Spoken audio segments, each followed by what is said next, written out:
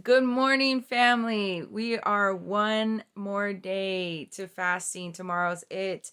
But I just wanted to give you guys a word of encouragement.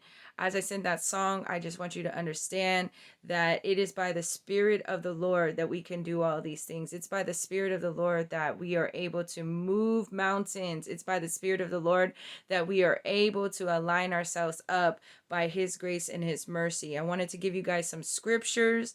Psalms 34:15 says, and his ears are attentive to their cry. Psalms 40, verse 1 says, he turned to me and heard my cry. 1 John 5:14 says, this is the confidence that we have approaching God, that if we ask anything according to his will, he hears us. And if we know that he hears us, whatever we ask, we know that we have what we asked of him. Matthew 9:29 says, according to your faith will it be done. And verse 30 says, and their sight was restored. Their sight is not only a physical, but it's spiritual and imaginative of what God can do. Their faith was restored.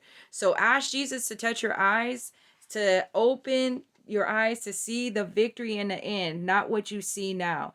2 Corinthians 5:7 says, we live by faith and not by sight.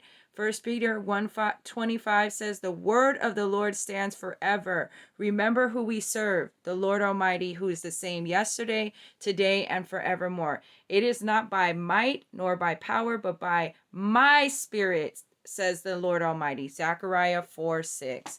Stay encouraged, you guys. Understand that we are fighting the good fight of faith, not for only ourselves and for what our desires are, but for others, for their salvation, for their needs, for God to prosper them and to prosper our church. That is our first intentional prayer, should be that God will allow us to be prosperous in this area, to make disciples.